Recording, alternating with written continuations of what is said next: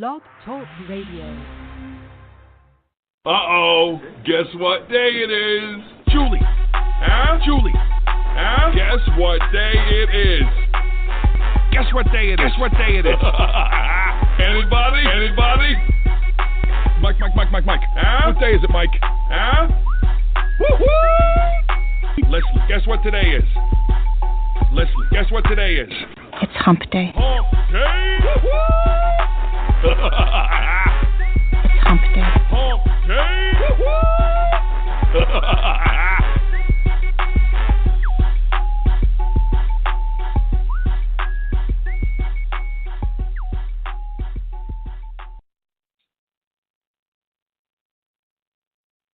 This is the Donelson Files, Tom Donelson, CoCo, Konski.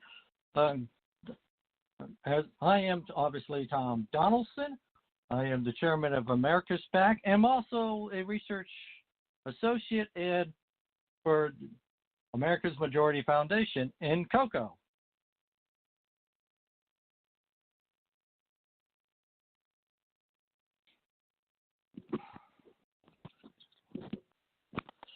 Oh, crap.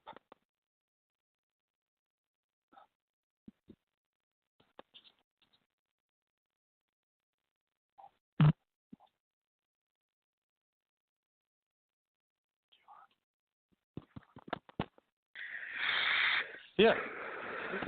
Okay. Sorry for a technical difficulty here. CoCo, you on? Yes, I'm here. All right. I do not know what's happened. We just had a moment blank, so let's start this all over again. I'm Tom Donelson, chairman of America's PAC, and also a research associate and project director for America's Majority Foundation, and my sidekick and partner, CoCo, Konski, CoCo. Hey, how are you? I'm doing great. Why don't you tell everybody about yourself?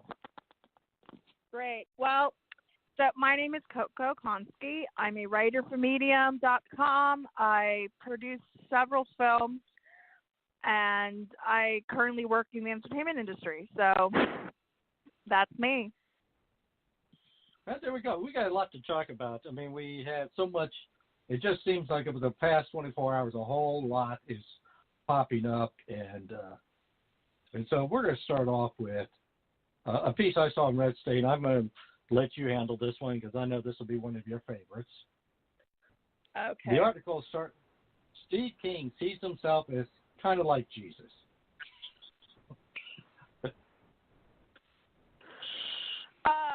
You and I were talking about this earlier, and you were like telling me like you were a bit in shock that he said this, and my response to you was like, no, that doesn't shock me at all. He does think he's Jesus. He probably thinks he's king of the land. He thinks he's being persecuted, which is very funny. He's just your old white boy, white supremacist, and now that he's been, basically. Go with everything, having forced, I guess, to resign or whatnot. And now he's looking to blame everybody else but himself. And that's Steve King. Well, here's the thing. I mean, like I say, what people have to understand, so to kind of give a story, is that, in 2018, let me see if I can find the statement, because basically he kind of crossed a few lines with this one statement. And I've got to find. And as as the author said, what King is accused of is not really comparable to what Jesus went through. Or the death party. So the fact is, he said, white nationalists, white supremacists, Western civilization. He basically said, how did the language of white nationalists and white supremacists become offensive? Of course, the best question would be, when was Jesus? And as the author put, it wasn't like Jesus really is into the idea of supporting a group of people who see themselves better than everybody else. Oh my gosh. Yeah, but I mean, and we also have to remember he wrote an article years ago denying the Holocaust ever existed. He has been a supporter of that. For me, it's actually a bit of a shock that it took this long for him to step down, and for him to, like, you know, the GOP being like, hey, you know what? Yeah, you're not going to speak for us anymore. So yeah. It's just he's just insane. Let's just put it that way. He's just insane. Yeah. Well, I mean, the bottom line is just like, I mean, this is kind of like one of those things where now you look at yourself and you just say to yourself, you know, are you kidding me? I mean, really? You know, are you kidding me? And I mean, it's just, you know, it's one of those things where he's basically on his own little island at this point. I mean, he didn't get, I mean, basically the GOP cut him off. And you got to remember, when they cut him off in March, I mean, when they basically said, we're done with you after this. We're done with you. I mean, this is a time when basically every representative state, every election, you know, counted. And they basically said, yeah, you're on your own, kid. We don't care if you get elected or not. You're on your own. And you know, like I say, you read this statement, it's like, not really. I think, Steve, you're exaggerating. He's you know what? This is just him trying to get his 15 minutes of fame once again, and him, you know, proclaiming that white supremacy isn't bad, which is like an utter joke in itself. And, you know, the fact that the GOP has supported him for so long is even more ridiculous, in my opinion. Yeah. Well, it's going to be kind of interesting because, you know, we'll see what happens in the upcoming election because I just, you know, to me, the real key is going to be is whether or not the GOP puts up a solid candidate in the primary and say, you know, not only win enough of this stuff, but they actually go out and say, you know, we're going to even try to, we're going to try to derail you into the general election. So we're not even going to, you know, deal with that at all. So it's going to be kind of interesting to see, you know, what all occurs on this. But it would be, you know, yeah, it's just one of those things you look at it and you just say to yourself, you shake your heads and say, not really. I think you can pass on this one. So, as they say, a bridge way, way too far. So, all right. And so I'll tell you what, I'll give you the last word and your thoughts on this one. Well, my thoughts are pretty simple, and this is that he just needs to go away, far away from the political arena, from basically life itself, because he's an utter disgrace to, you know, people who do consider themselves Republicans, I think. You know, I think that he has been like this for such a long time that nothing he says will ever surprise me in the least. I mean, please remember, this is a guy who has denied the Holocaust ever happened. He's written articles about this, and this may be in the 80s or 90s, but still, he has at one point had these type of beliefs. And I think people who have these type of beliefs are very dangerous and should not be anywhere near the political arena. And those are my final thoughts. Well, that's about it. You know, I would agree. I mean, there's nothing more to be said, and we'll see what happens coming in 2020, in particular in the primary, because this is normally a Republican seat. This is the one seat in in Iowa where basically you either have to be a nutcase, almost dead, and I'm not even sure almost dead is not, but certainly this is. I mean, he barely won his last election. I mean, he just, you know, he was, you know, this is a guy who normally wins by 20, 30 points. 20 points, and basically I think he was like 2 or 3 points at most. So it's going to be, you know, again, just kind of interesting to see where we are. This is the Donelson Files with Tom Donelson and CoCo Konski. And we're going to take a quick break to talk about another great show on the Bachelor Pad Radio Network. If you want to hear another view of the latest developments in Trump's Washington, listen to the Dr. Larry Show. Every Wednesday at 7 p.m. Eastern. Dr. Larry is a former businessman, entrepreneur, college president, and author who provides background and context for current events and trends in politics, education, foreign policy, and religion from a conservative perspective. Tune in and hear the other side as Dr. Larry talks with Washington insiders exclusively on blogtalkradio.com and the podcast at thebachelorpadnetwork.com. Yeah, that's the Dr. Larry Show. That's actually going to be following this program, so stay tuned as Dr. Larry talks about the latest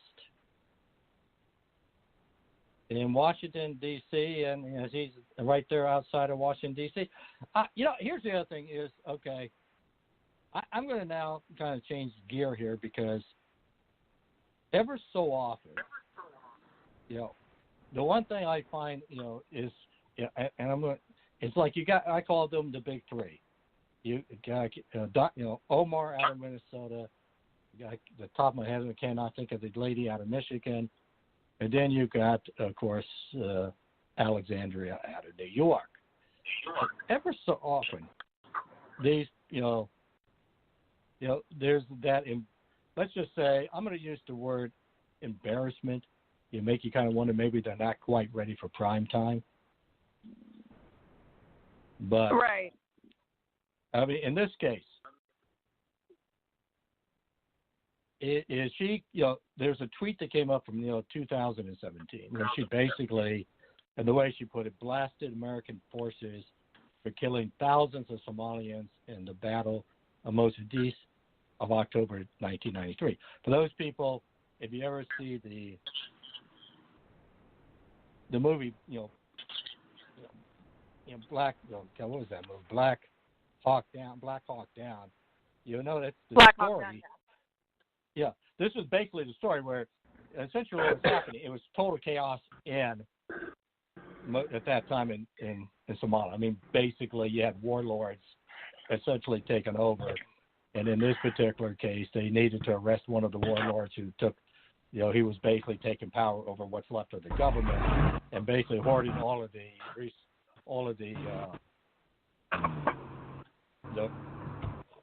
food that was supposed to be going to the people for themselves as they were using it. And that's what the battle talks about, because essentially they got themselves surrounded by about 1,000 of these and had to fight their way out.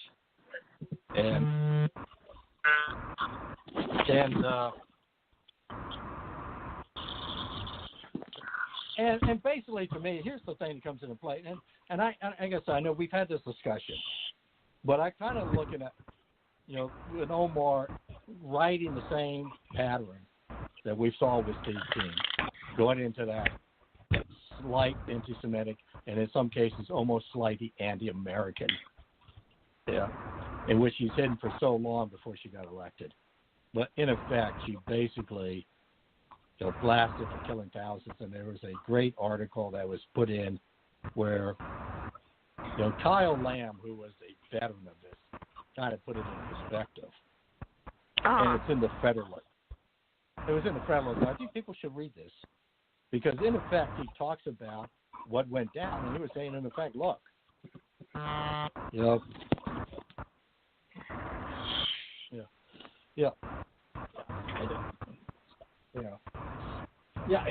right. Yeah, and I don't, and like I say, and it's one of those things where, you have to be safe. I mean, because basically, the American forces there were essentially trying to open up the food supply, whatever chaos there is, which is still there, and basically feed people who were dying of hunger. And you have these warlords who were coming in. And by the way, she was one of those who was able to escape, spent time in Kenya before she was, before the United States took her in. And so much, sometimes I have to be honest with you. I wish you would be more appreciative of what we have given her, including a chance to be a representative, as opposed to, always complaining. And like I say, there's this borderline aspect of her that I'm starting to say, you know what, you Democrats are having a similar problem with some of their representatives along those lines. She is becoming the Steve King of the Democratic Party. Your thoughts? I mean,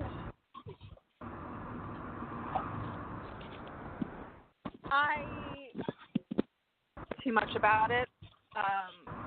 Obviously, you mentioned the movie Black Hawk Down, which I've never seen. But that's something I would definitely have to look more into for me to give like an honest true opinion on that. But that actually, for people who don't know about it, like such as myself, that'd be a really good read to do over the weekend, actually, to kind of like catch up on that type of issue. Yeah. Yeah. And I wanted to do a quick. Yeah, right. Hold on just a second. We're going to take a quick break here. Okay. To deal with, and we'll be right back here. And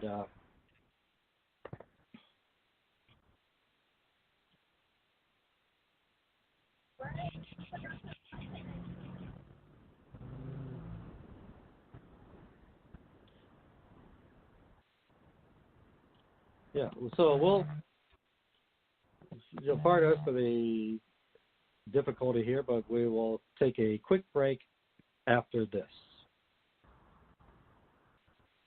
PSA. You might know me, I'm 50 Cent. You may follow my tweets, my Facebook friends. Odds are fewer than 6 degrees separate us. We're that close. What's crazy is 1 in 6 don't know where their next meal is coming from. These are your co-workers, your neighbors, your friends. Hunger's too close for us to ignore. So visit feedingamerica.org/hunger and find your local food bank to see how you can make a difference. From one close friend to another, let's do this. I'm 50 Cent, and together we are Feeding America. A message from Feeding America and the Ad Council. Yeah, this is the Donelson Files Show. I'm Donelson and CoCo Konski. Okay, CoCo, you got a subject on your mind as well. Right. Okay, so many of you who listen to the show have probably noticed I've been a bit absent lately. And reason is, and I've always been very open with the audience and, about my personal life. And for the last 2 months, I had been suffering from so much pain. And I didn't know exactly what it was. I thought it was like psychological, or, I would wake up and I wouldn't be able to move like parts of my body. And so I recently went to the doctor about like a few weeks ago, and they actually diagnosed me with fibromyalgia. And, they would recommend all these like painkillers. I mean, I was to the point where they actually had me on morphine for I would get a morphine shot like twice a week to ease the pain. I didn't want to do that. So I talked to a friend of mine who is actually in the cannabis industry, and I started taking like these CBD oils. And I got to tell you, it literally changed my entire life. We always talk about, cannabis and like government regulations and whatnot. And I got to tell you, this was like they're called trinkets, and they're like drops of hemp oil, and it's no THC. So unfortunately, I do not get high off this, but I started taking these little drops like twice a day, and I'm not exaggerating in the least. 80% of my inflammation that I've had when I flare up was basically gone. And to me, it's like, this is such an incredible, incredible medicine that I cannot fathom why anybody would be against this, especially for people who suffer from chronic pain. Like, I suffer from chronic pain. And when I say pain, listen, I have a very high pain tolerance. I got my first tattoo was on my bone, and that tickled. So I can handle pain. But when I'm in like severe pain to the point where I can't even get out of bed, it's bad. And so I was eventually diagnosed with the chronic pain illness. And it's really hard. I think if anybody has fibromyalgia, they understand, or they have something similar to it, they'll understand the pain you go through, where there are just days where, like, you just can't even get out of bed. You don't have any strength. So instead of taking all these, like, regulated, like medications that I'll eventually be probably hooked on, I started taking this oil. And I just find it kind of absurd that there's so many people that are against this. this has helped me in ways that probably you won't even understand unless you actually suffer from it. So I want to get Tom's thoughts on this, on the whole, regulation when it comes to cannabis. I mean, in California, where I live, it is completely legal. So, I have no problem getting it. But for other people who live in states where it's not really regulated, I feel awful. And I just want to know your thoughts on that, Tom. Yeah, well, my view is, over the years, I could say if you would have asked me 30, 40 years ago, I would have been a prohibitionist on marijuana. If you would have asked me, in fact, I wrote in my first book, I wrote a whole entire article in which I called for the legalization of marijuana, strictly because of several factors. And I, my own view is I don't know how effective overall how effective overall marijuana is. Marijuana is as far as medical side. I mean, the studies are somewhat. There's still a lot of research to do on that particular side. My own view has always been is I kind of viewed it very similar to alcohol as far as prohibition goes. I thought it was more counterproductive than productive, and that's why I kind of changed at the middle. About a few years back in my first book, I talked about the fact I made that switch over and said the time has come to look at it and legalize it and make it because it's part of the culture aspect of the culture aspect. And I think, there are people who would tell me that it helped them. Interesting enough, National Review has been one of the leading people dealing with the legalization of marijuana, supporting this as early as, let's say, the early 90s. And one of the writers who I got to meet is a gentleman by the name of Rick Brookshire, who used to be a regular contributor.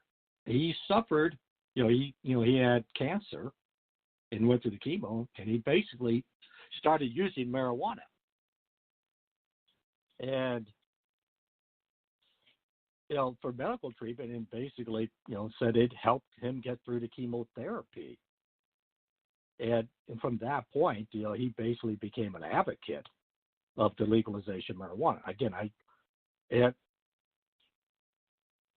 and I think there's an aspect that, it's time has come, because my own view has always been where it's more counterproductive than productive with this, decriminal, and the time has come to re-examine, look at it, and treat it the same way as we treat alcohol. Your thoughts? For me, I mean, we even FaceTime one point, and you saw how much pain I was in. I was literally bedridden for 2 weeks, and I finally gave in and I ordered it, and I went to a local cannabis shop, and I got one of those sativa pens. Oh my God. The difference is night and day. Right now I'm up, I'm walking. I have virtually no pain whatsoever at this point, and I've only been using it for 2 days. Yeah. And I don't use it often, Yeah, no, you were diagnosed with fibromyalgia, and like I said, try to tell people what fibromyalgia is. Okay, so fibromyalgia is basically a chronic pain illness. You'll suffer. You'll have a lot of back pain. You'll have a lot of you'll suffer from a lot of migraines, which I have been suffering migraines galore this past few months. And I went through something traumatic recently in my life, and my doctors all agreed that was basically I've had it. Fibromyalgia is it comes out of nowhere basically. You don't really have a warning sign, and if something traumatic happens to you, you will flare up. I mean, swollen all over. You cannot move your muscles. It was to the point where I'm usually able to crack my neck, which I crack my neck a lot. I couldn't even lift my head up, and these last about 3 weeks to 3 months. It can last up, their pain. And it is so painful. It is It is not something I would want anyone to go through. I mean, it really affects your daily life completely. I had to stop working out for a while because the pain was like, it was so painful me to just like get out of bed. Like it took an effort to literally get out of bed, and I started having more severe asthma attacks. Like I would have to use my inhaler every day. And so I started researching it after they told me what I had, and every symptom that is fibromyalgia was what I've been having for like at least the past year.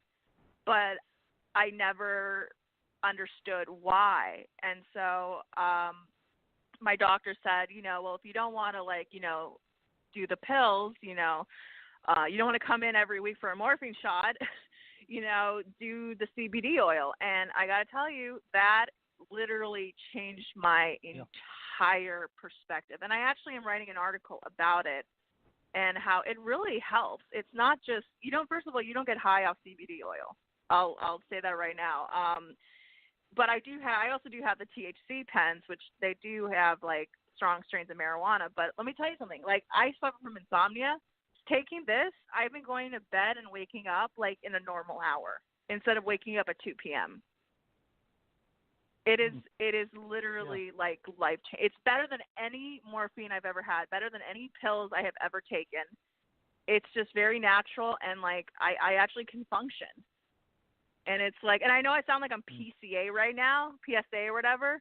I'm not. I'm just really wanting people to understand, why I've been absent, what is going on.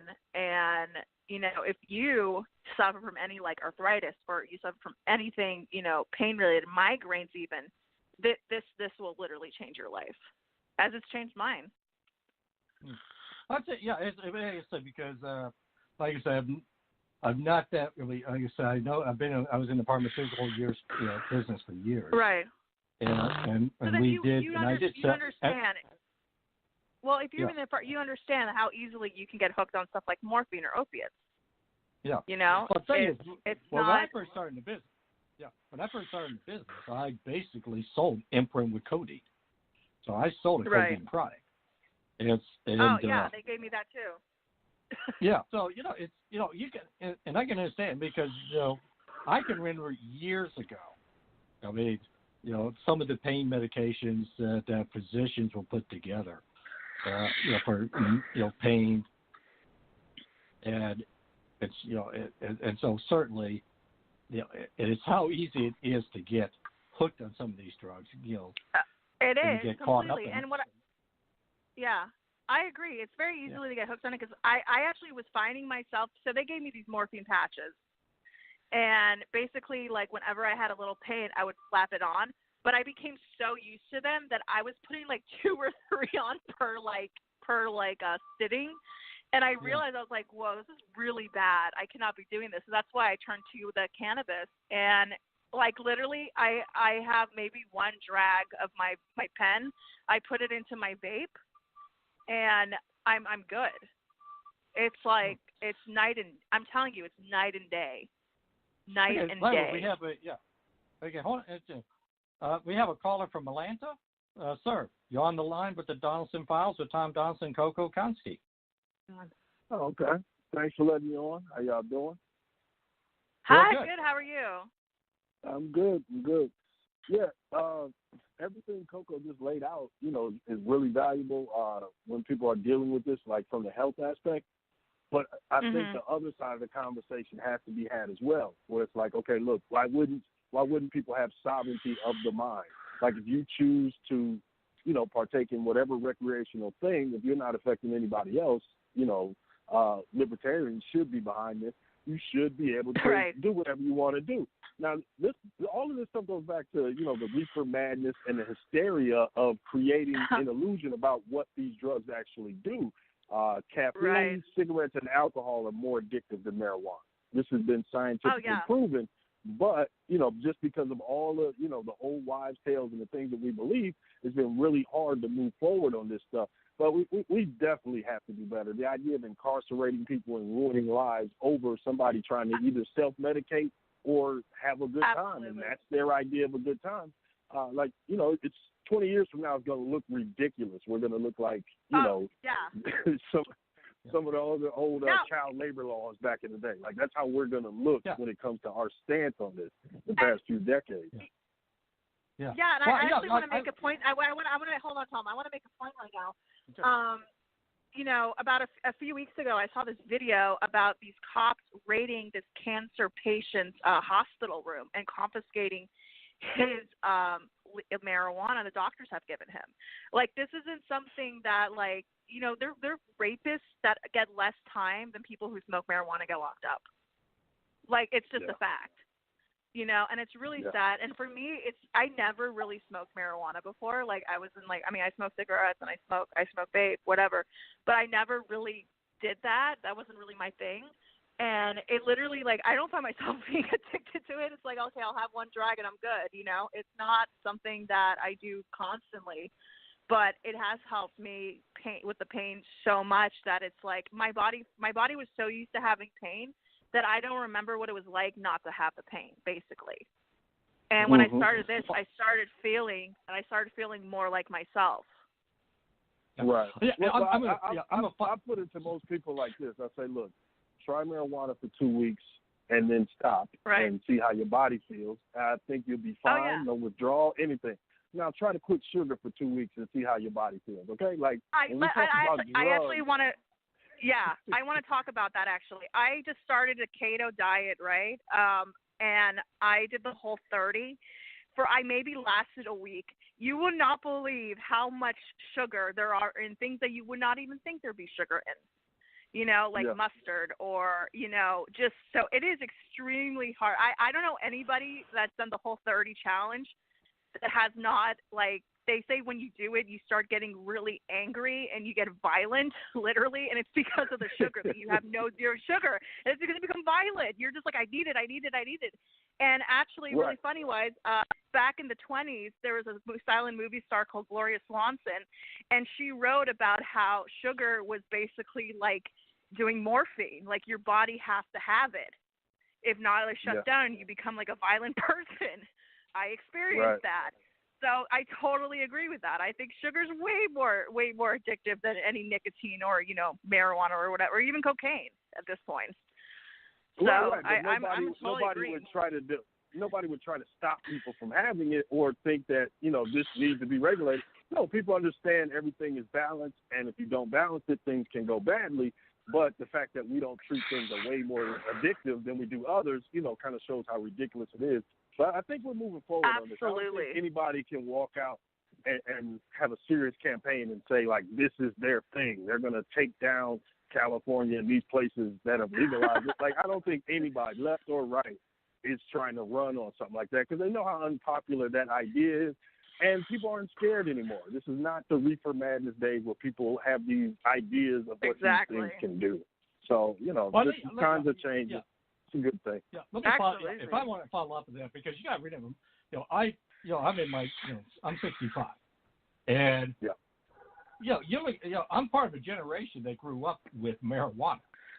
To be honest, with marijuana. So, for a lot of people my age and younger, we grew up with, it was part of the drug scene, whatever scene you have, and so it's.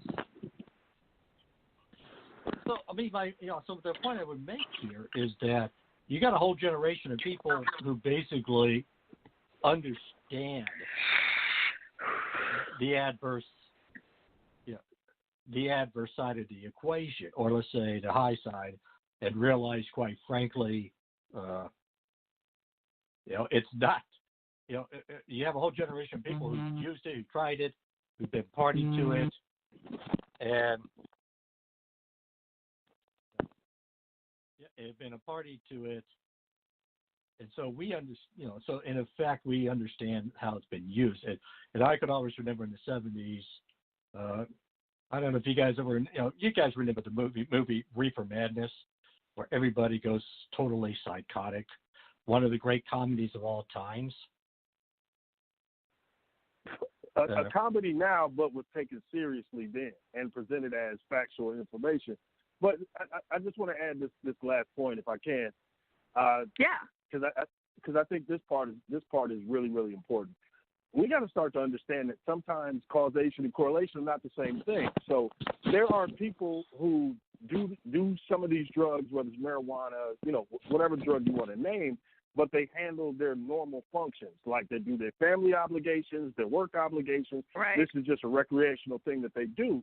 And there are other people who have, extremely rough circumstances going on mentally, physically, lifestyle.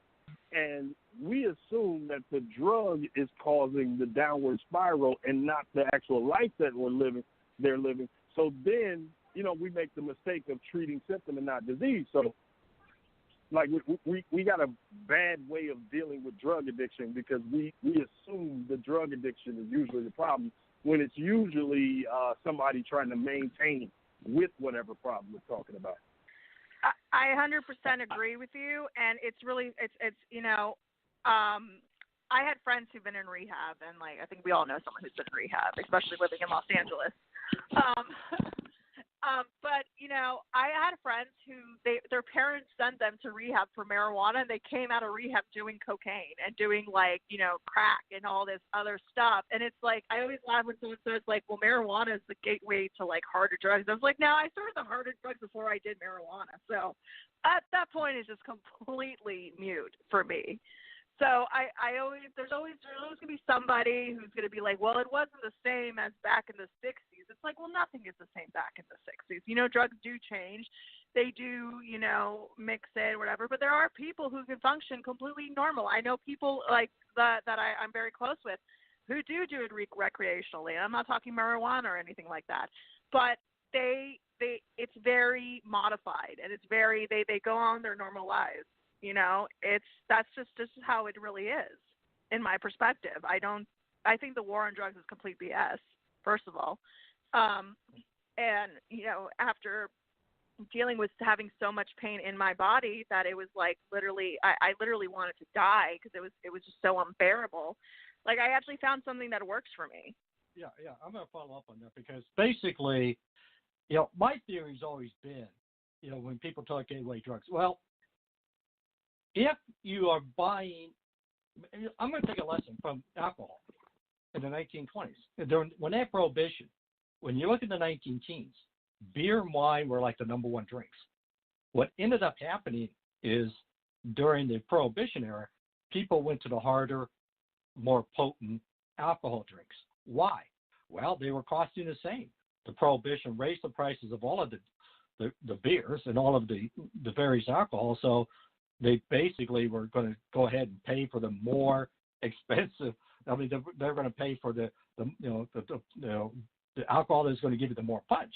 In other words, they actually encouraged people to drink harder alcohol, much in the same way that when you're in the illegal business, you make it illegal. You're already dealing with illegality, and the cost of the drug is going to be much higher than, let's say, if we had a functioning market. I mean, think of it this way. Today, you can go into a grocery store, into the liquor section, and you can get beer, 3-2 beer. You can get all kinds of beer with different alcohol levels. You can get wine with different alcohol levels. You can get various alcohols. In other words, you got a choice. And my view is once you get a functioning market, you're going to have the same thing with marijuana, where people are going to be able to pick and choose the particular marijuana dosage that they want. It's kind of a market system.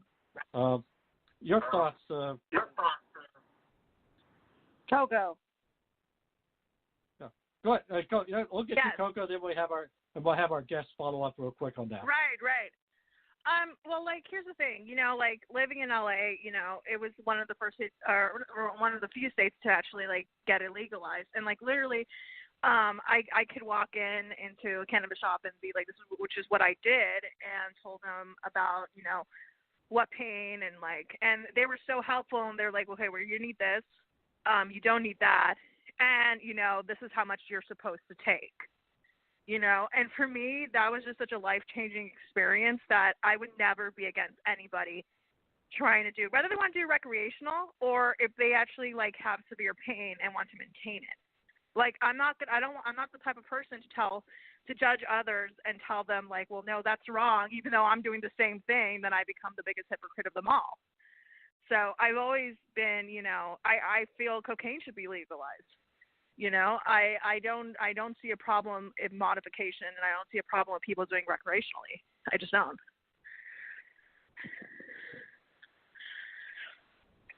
Yeah. Just speaking of, the cocaine, I'm going to tell a quick story, and then I'll let our gentleman from Atlanta follow up, and then we're going to move on to another subject. Years ago, there used to be, like I say, when I was in the pharmaceutical, my first business was in the pain medication side of the equation with codeine.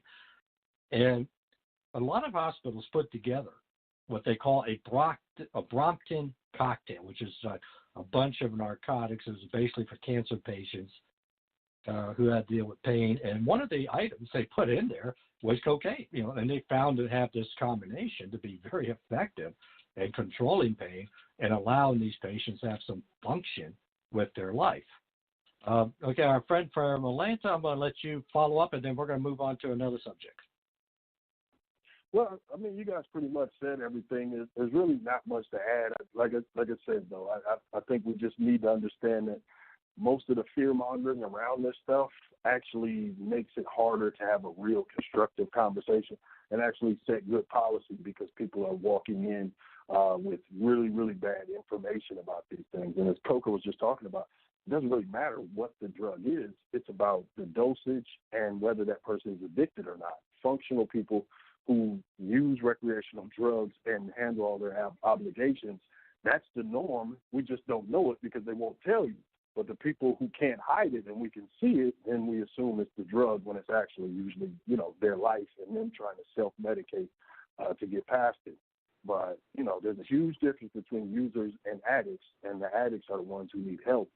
The users are people who want to be left the hell alone. Yeah. All right, so thank you very much. We're going to promote one of our great programs. Then we're going to come right back with CoCo. Hello, this is Sandy Eason, the host of Sandy's Secrets. Come and join us, where we will be talking about women's issues of sexuality, sensuality, and self-love. We'll be coming soon, exclusively on the Bachelor Pad Radio Network.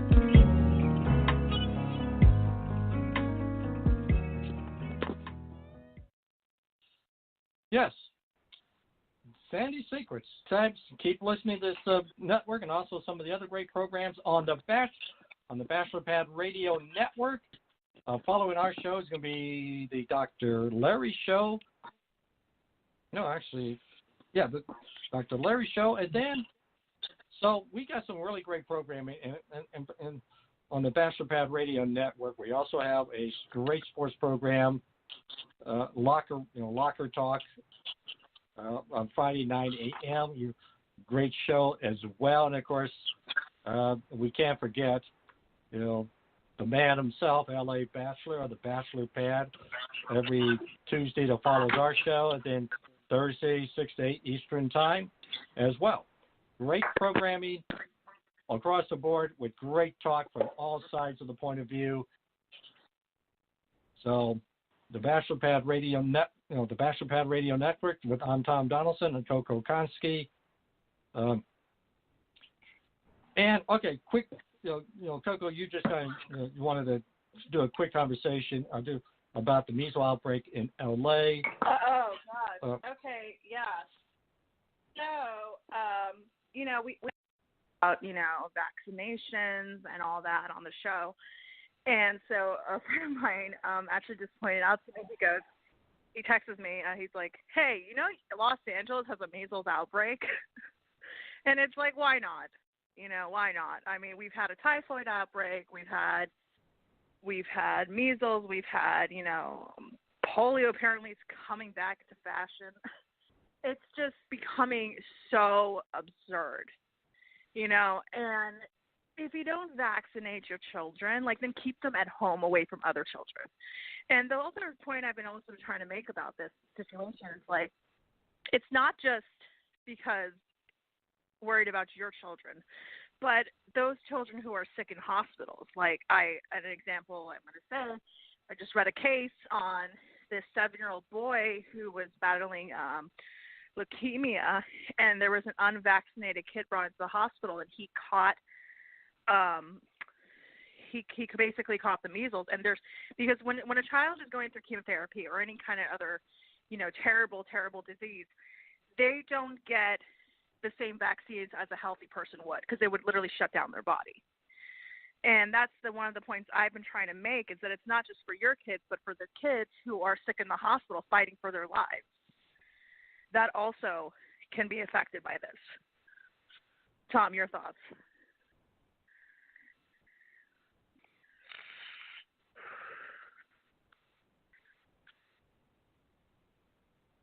Tom's away. I'm just going to continue talking about this. Like I said, I think it's very important. That's okay. Yeah. I was making a point that, I think it's very important for, to vaccinate your kids, because, like I said before, it's not just your kids that are in danger, but others as well, especially those battling, horrible diseases. Yeah, I just have to apologize. I pushed the wrong button and muted myself while I was listening to comment. So that's on me. But yeah, I agree with you. I mean, the thing that comes into play is that, for people like myself who grow up, we thought we were eliminated. We thought we had gotten rid of these diseases. It wasn't that long ago. When I was born, oh my gosh, polio was still a major disease.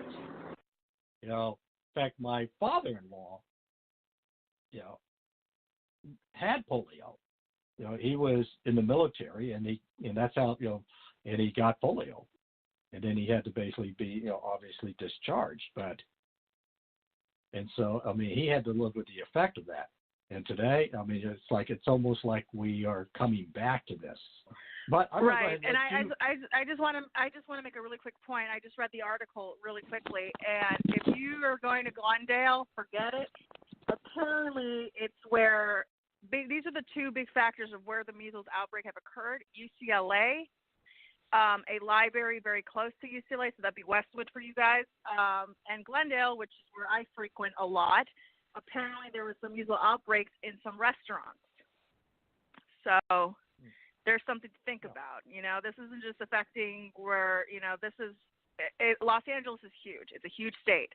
California is a huge state, and the fact that this is coming to LA because, parents are stupid enough to not vaccinate their children, and everybody else gets affected. The elderly, the young, and now there are people that are not, I don't know if you know about this, Tom, this really angers me.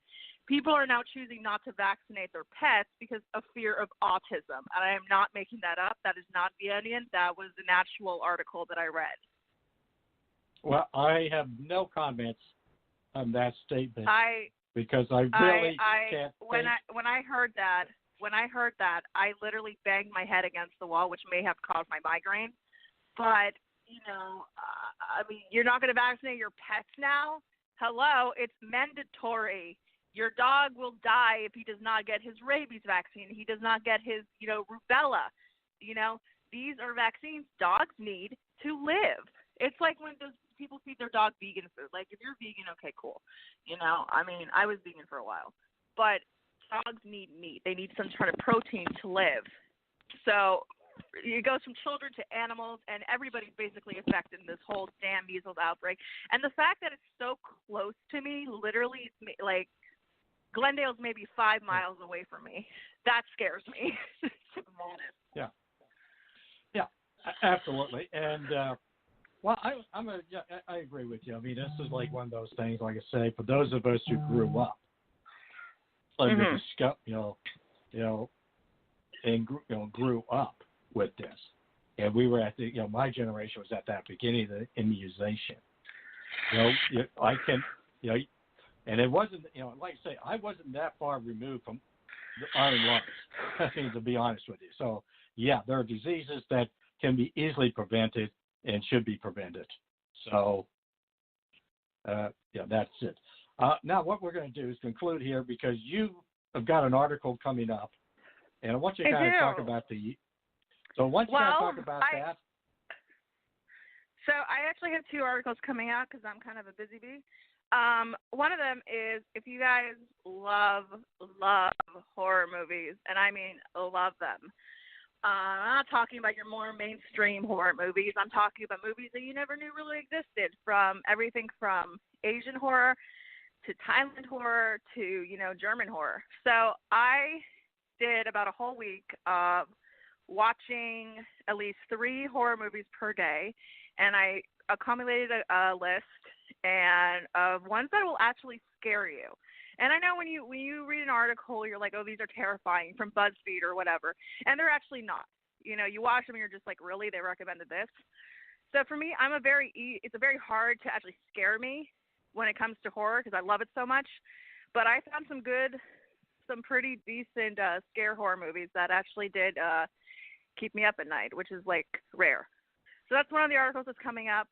My second article that's coming up has to deal with fibromyalgia, actually, and how, as we were talking earlier, CBD oil and how it really helps. And, different methods you can do, from edibles to just, stuff that does not contain THC. I think it might be really informative to anybody who knows someone or suffers from that disease themselves. So that's pretty much my articles. Yeah.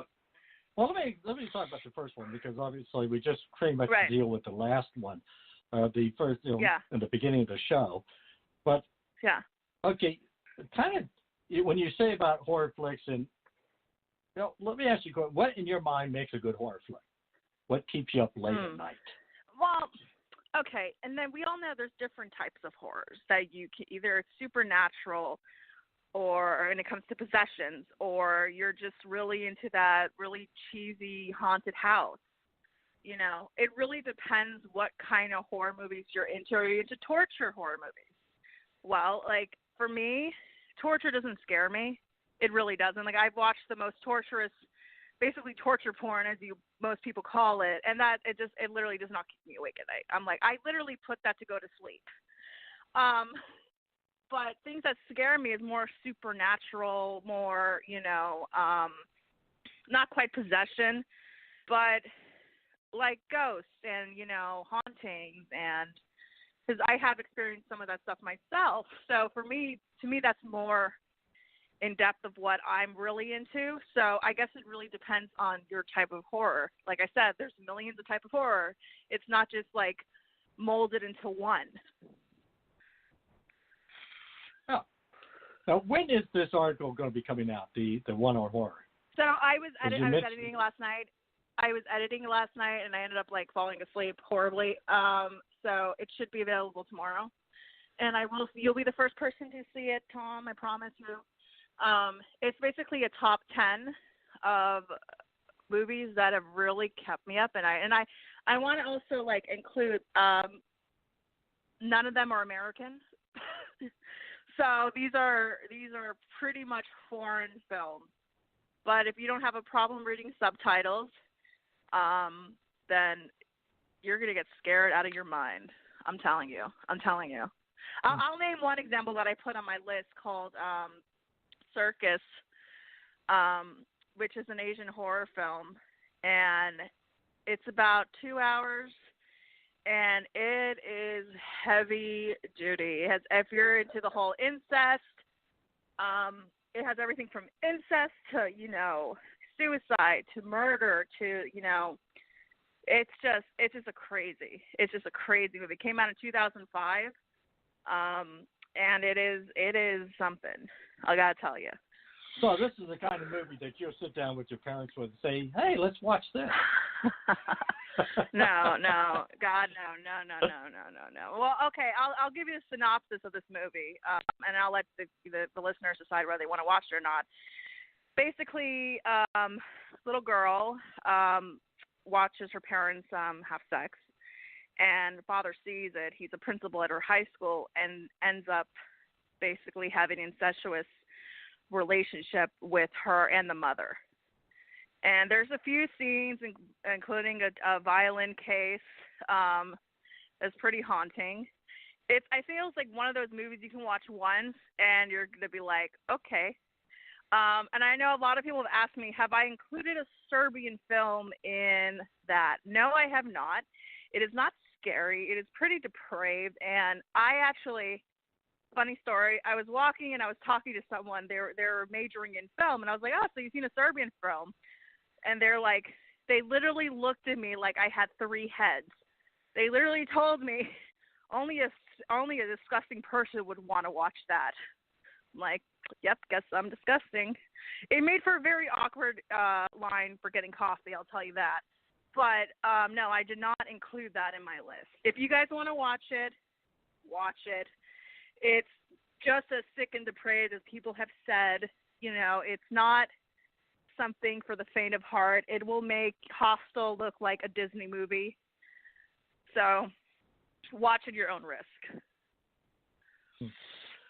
Is there any other movies that you might recommend? Or should we? Let's see.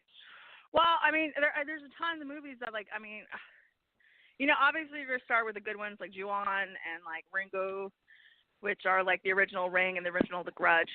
And I typically love Asian horror. To me, that's my favorite type of horror. I always look for movies like they're in Thailand or Asia or, you know, China, wherever. They make the best horror.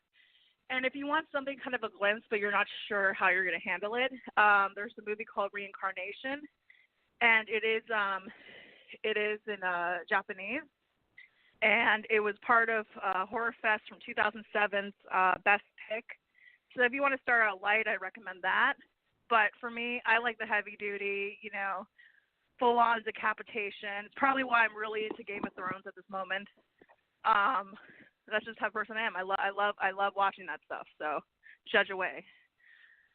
So basically, you just love if it's the bloodier the better, right? Is that what I'm hearing? Well, like I said, it depends on what I'm in the mood for. Am I in the mood for like a supernatural haunting, or am I in the mood for someone getting decapitated? You know, it goes either or. Yeah, the one. You know, I'd say the one movie that I can always think of, you know, on the horror side of the equation, would be The Bird by Alfred Hitchcock. The Bird? The Bird. The Bird. Yeah. And to me, what I find interesting about that movie is the ending of the movie, because it doesn't have a happy ending, or it just has this, I mean, basically the family leaves in a car, they are driving slowly away, and you just see nothing but birds along the, you know, the way they're driving. You know, you just, right. And that's how it ends.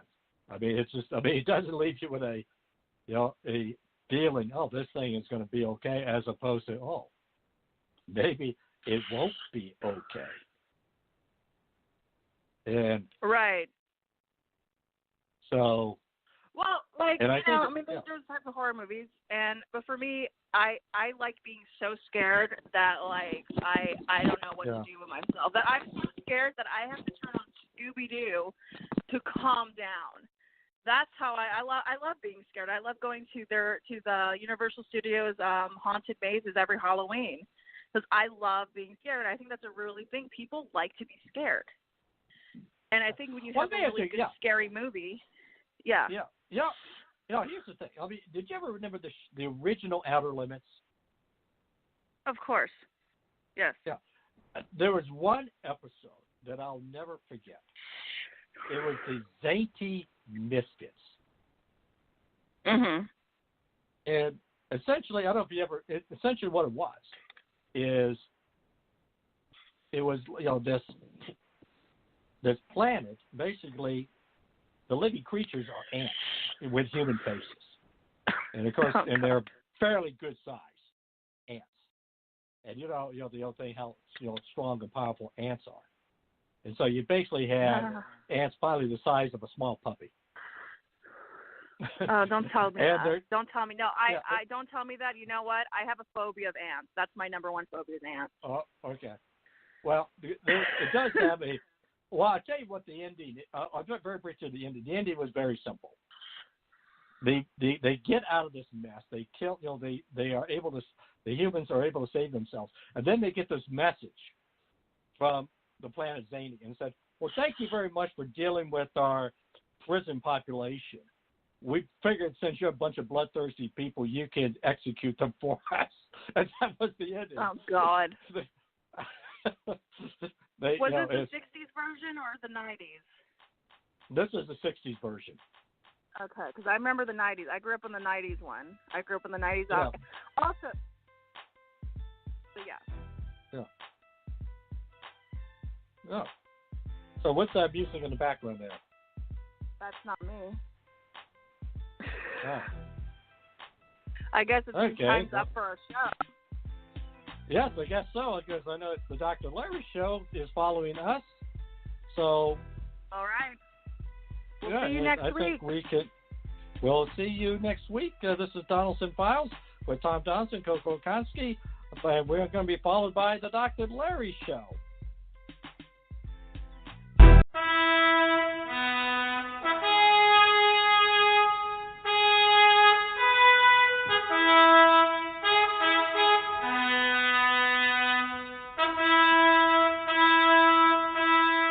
When you hear that trumpet, you know it's the Dr. Larry Show on the Bastard Radio Network. I'm Dr. Larry Fedewa, and I am your host for the next hour. And tonight we are talking about two interrelated topics, which are not exactly the same topic, but the basic problem that we've been talking about for the last 4 weeks is the income gap that has occurred in the United States labor force in relation to the management class, and that unfortunately we are beginning to get a very serious problem with approximately up to 80% of the assets of the American economy being in the under the control of as little as 1% of the American population. And certainly if that continues, it is a bad outcome for our domestic economy, because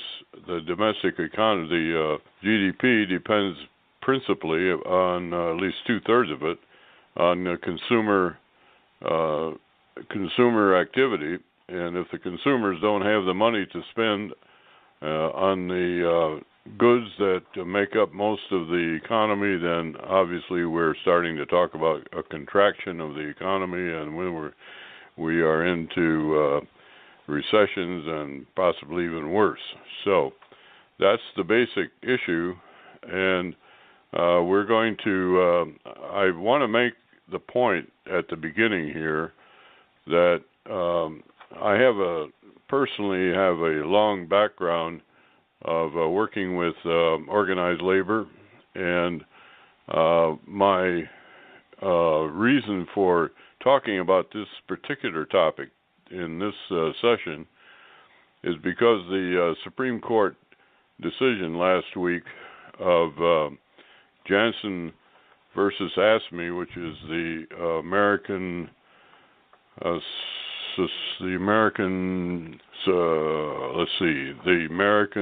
state,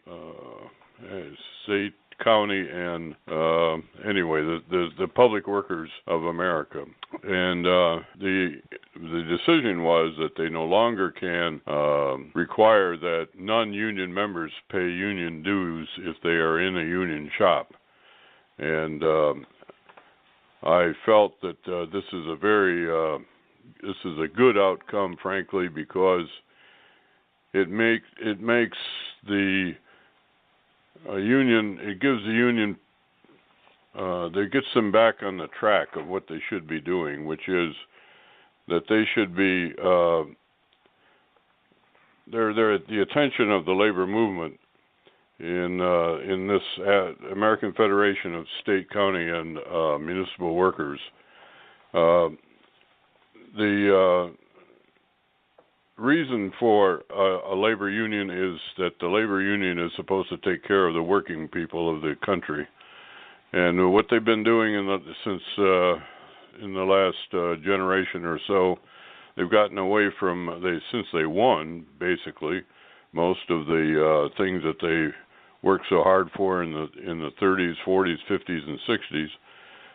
They then got kind of lazy, and they started got into a lot of political adventurism, which frankly has not been very helpful to the American worker. So I feel that this is a new beginning for the labor unions, and in order to talk more about that, I wanted to bring in. It's good because it puts them back in the business of listening to the rank and file, instead of getting involved in all of the political gyrations that are going on nationally. The challenge to the private sector unions is this. They have a problem, and it is called relevance. Union membership has declined by 50% since 1983, when the counting began. The proportion of workers who belong to unions in 2016 is 10% compared to 20% in 1983. And the demographic group with the most workers is the baby boomers, who were born between 1946 and 1965. Young union members are even more scarce.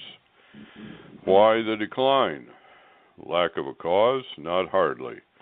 Between 1971, when President Nixon left the gold standard, and 2018, the average worker income has hardly moved until very recently, but purchasing power has decreased by at least over 500%. Who has been fighting for the American worker for the past 50 years? When the double trouble of inflation and globalization decimated the American working class, who was there to stand up for the American worker? The answer is nobody. It took a billionaire businessman president to even begin to try to reverse these trends. So what can labor do? I've got a few suggestions. First, decouple labor from the Democratic Party. The Democrats haven't helped us any more than the Republicans. Labor's support should go to the people who are committed not only to talking, but to doing the things that will save the working class, restore their purchasing power, and get the government off their backs. And what concrete policies will accomplish these results? Well, here's some ideas. First of all, share the wealth. In order to keep up with inflation, worker income has to keep pace with productivity. And what does that mean? Productivity is measured by how much it costs to deliver a product or a service. Human labor is a major component of the cost of production, and therefore an increase in productivity includes a decrease in the cost of the labor it requires. So what happens? Profits go up. But who implements the improvement in profits? It's the people who produce it, who produce the service or the product. And so how come only the owners and the inventors get all the profits? In my opinion, they shouldn't.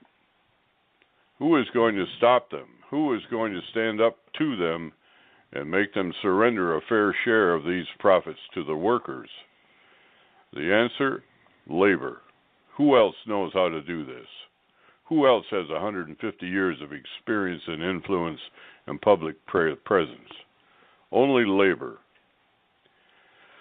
Third, change the laws. Profit sharing should be easy, not hard. The taxes, regulations, and inheritance rules which encumber ESOPs and other profit-sharing programs make it very difficult to reward workers with stock or options or even cash. It is too easy for the opposition to refuse, and that has to change. The fourth thing is worker training. Everybody is expected to go to college these days on the promise for better earnings. Just over 30% of Americans have bachelor's degrees and 12% have postgraduate training. But what about the other 70%? What about the trades? Where are the vocational technical schools we used to have? Where are the union apprentice programs? Why are the worker training programs in companies always the first to be cut on a downturn? Who is looking out for that 70%? Nobody. Tax policies, by the way, can have a role here. And finally, encourage families. America's population is aging and not reproducing itself. One of the reasons for this seems to be the lowering of the middle class standard of living, which has deteriorated so sharply in the past 2 generations, causing fewer marriages, later marriages, smaller families, more abortions, and more fatherless households. It has emasculated 2 generations of American working men who can't support their families. One result has been a demand for government laws and programs which can make these conditions more bearable, but the weight of human history is on the side of family formation and sustenance. Strong families are one of the pillars of prosperity. Government has to become family friendly again. And finally, Shark Tank. Another means of uplifting the middle class is entrepreneurship. The popular television show has shown what can be done when entrepreneurs are encouraged and capitalized. Local Shark Tanks can make all our lives more enjoyable. So these are a few ideas to help us grow to our potential. Now tonight, we are going to be talking, let's step aside for a minute, and this is the Bachelor Pad Radio Network, and this is the Dr. Larry Show. You're listening to the Dr. Larry Show on the Bachelor Pad Radio Network.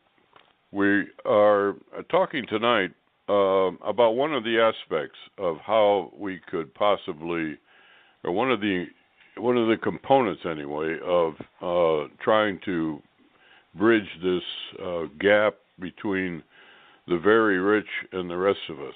And one of the ways that is, one of the things that has caused that and allowed that situation to exist is the fact that we left the gold standard in 1971, largely because the people who were in charge at the time, and frankly a lot of people since, didn't really understand very much about how the gold standard really works. Well, tonight we have a special guest, Nathan Lewis, who is an expert on monetary policy, and he is here to.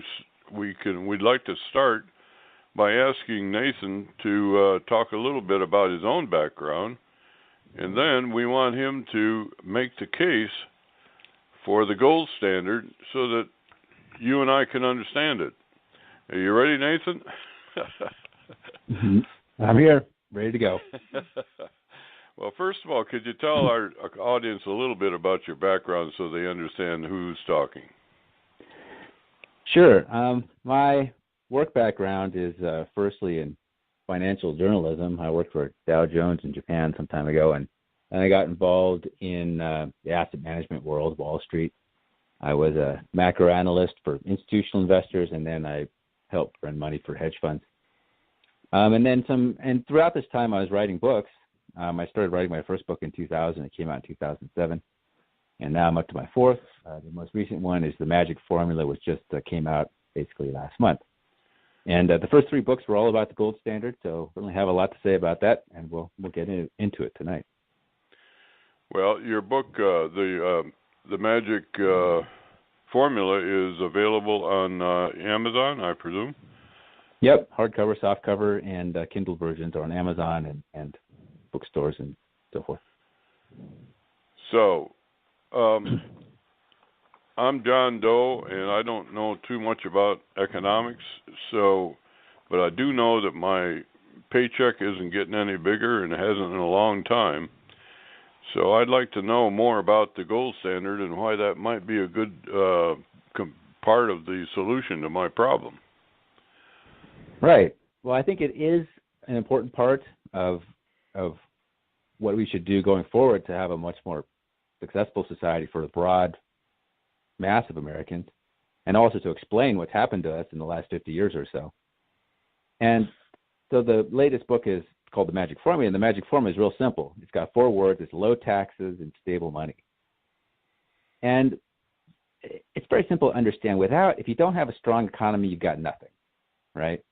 If you have a weak economy, you can try to deal with the weakness with various social programs, but giving someone welfare doesn't it doesn't improve the economy, right? It probably makes the economy worse because if you're giving someone money, you have to take some money from someone else with higher taxes. And if you look at the successful economies throughout history, over the last 300 years, they all share these basic characteristics. Taxes are fairly low, and the money is fairly stable. And this has been true in the 18th century, as I look into my book, with Britain, and 17th century with the Dutch, and it's true more recently with South Korea and Japan and some of these successful Asian economies. Well, I think people kind of understand the low taxes aspect, and the United States was basically built. The Constitution was built on this model to the extreme. Of course, many people don't even realize that we didn't have an income tax until 1913, so we had over 100 years in the United States, no federal income tax. All we had basically were sales taxes we had tariffs, taxes on alcohol, cigarettes, that kind of thing. So if you think of it like a federal sales tax, that's kind of what we had, the system before 1913. And we had money based on gold, and both of those principles were written into the Constitution in 1789, and they were changed. Also, it happened in 1913 when you got the Federal Reserve, which eventually led to the United States leaving the gold standard in 1971. So 1971 was not that long ago. Until then, for 182 years, 1789 to 1971, the U.S. monetary policy was based on gold. So what that means is that the value of the dollar was $20.67 per ounce of gold. Or another way of putting that is the dollar is worth 120.67 of an ounce of gold. So it's not a fixed price for gold like have a price fixing for apples or something like that. It was a price fixing a way of fixing the value of the dollar to gold. And the basic idea, and it wasn't just the United States that did this, the entire world did this, right? All of the developed world, and they had done it for hundreds of years, thousands of years actually. And the basic idea why you did this, why you had a gold standard, and which people like James Madison and so forth explained in a lot of detail, is you wanted to keep the value of the money as stable as possible. The ideal money, according to them, was something like the kilogram or the meter. It was a constant of commerce, right? A dollar is a dollar. A dollar is it's like a kilogram, right? You buy $1 worth of wheat, you buy $1 worth of labor, or what have you. It's like a kilogram. It doesn't change, right? And when you get paid $1, it's this constant unit that doesn't change. And although some people argue that gold didn't quite achieve that perfect ideal, nevertheless, that was the idea, and it achieved something pretty close to that ideal. And now, what happened since 1971? So there was a devaluation in 1933 to $35 an ounce. An ounce was worth 1/35 of an ounce of gold. A dollar was worth 1/35 of an ounce of gold. And that continued up until 1971. So during the Kennedy-Johnson years, we were on the gold standard, $35 an ounce. And now if you just look at where we are today, we're at about $1,250 per ounce of gold. Or another way of saying it is a dollar is worth 1,250th of an ounce of gold. Basically, compared to gold, the value of the dollar has declined by about whatever, do the math, 35 times since 1971. So it's basically a currency devaluation. Over the last 50 years, the currency is worth 1/30th or 1/35th of what it used to be. And if you just look around the world at countries that devalue their currencies, whether it be Mexico or Turkey or Argentina or all these hundreds of examples of declining currencies we've had over the years, you can't devalue yourself to prosperity, they always used to say. And since 1971, we've essentially devalued the currency by a large margin, and we haven't become prosperous as a result. It's simple as that, really. But why is that true? In other words, why? What does the value of the currency have to do with prosperity? A couple of things are going on there. I think one of the easiest ways to explain it is, let's say you have Mexico, right? And it's 10 pesos per dollar is the exchange rate, let's say. And then there's the devaluation, and we're at 30 pesos per dollar. The peso is worth 1/3 of what it used to be.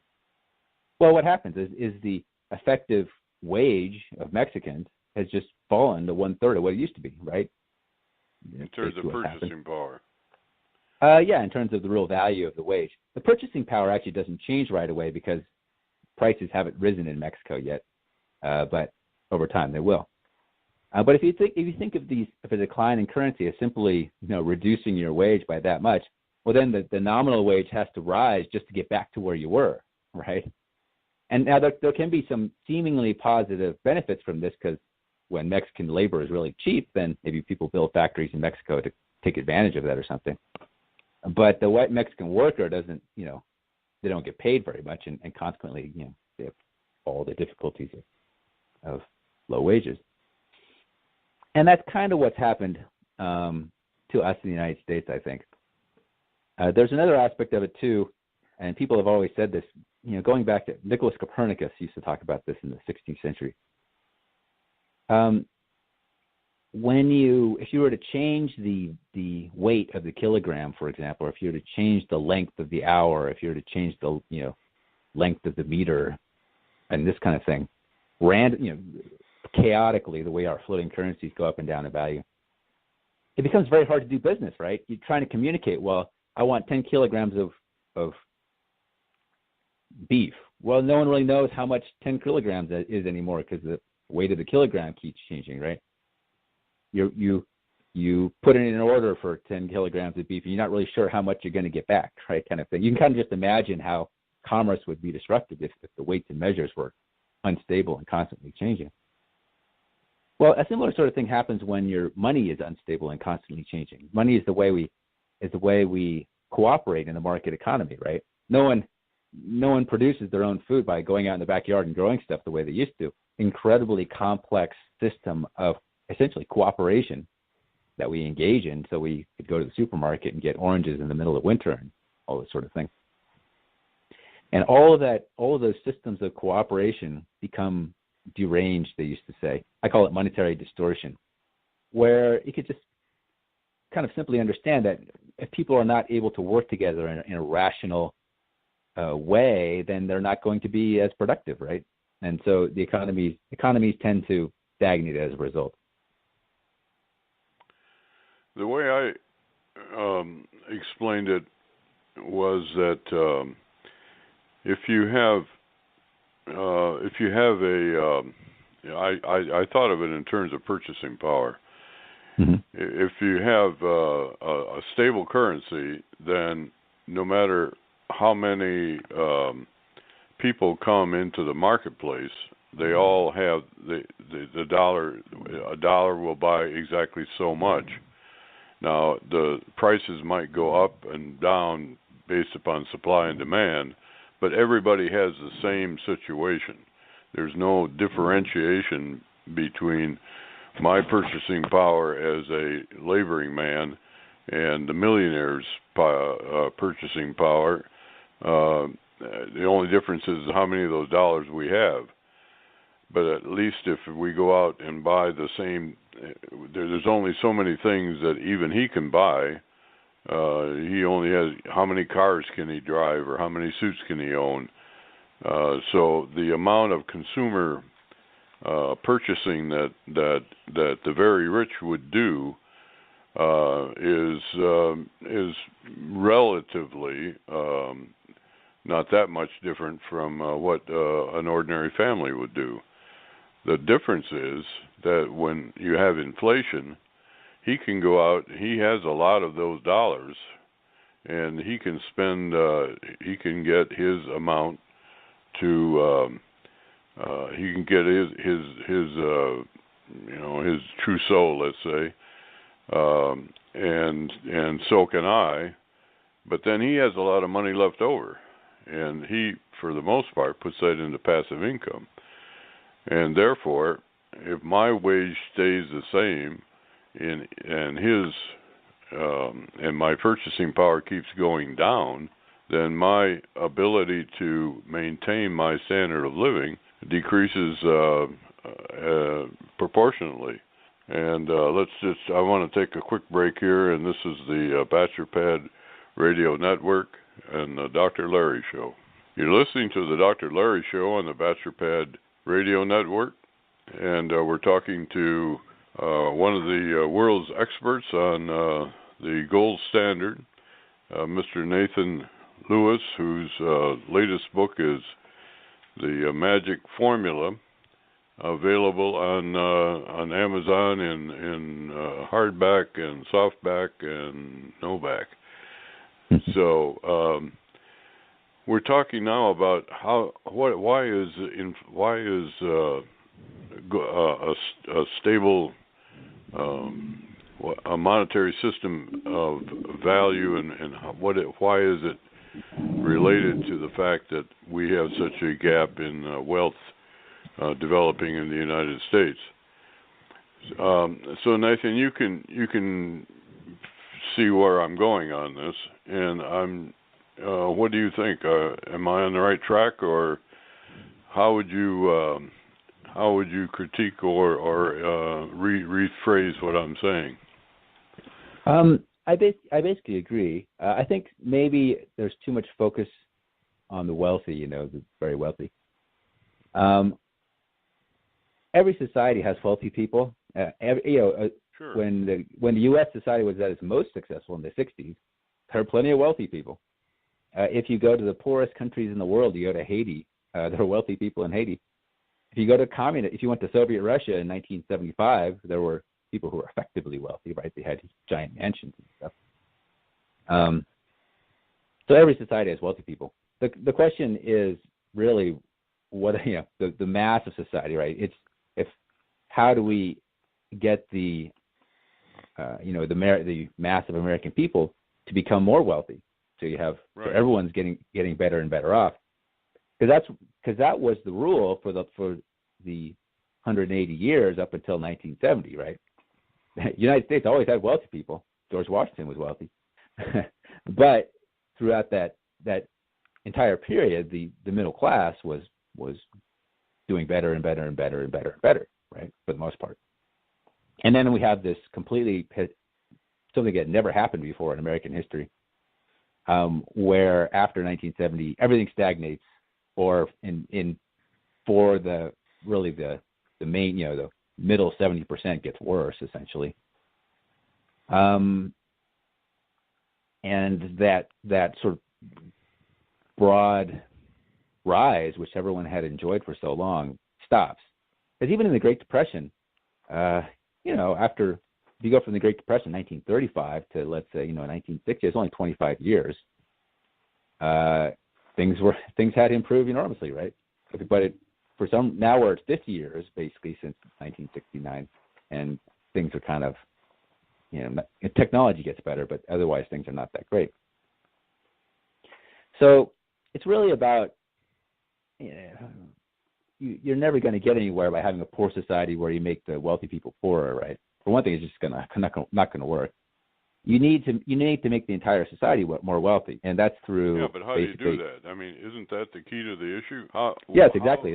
How do we distribute more of the? I mean, there's only so many profits. I mean, that is the beauty of the capitalist system that does produce profit.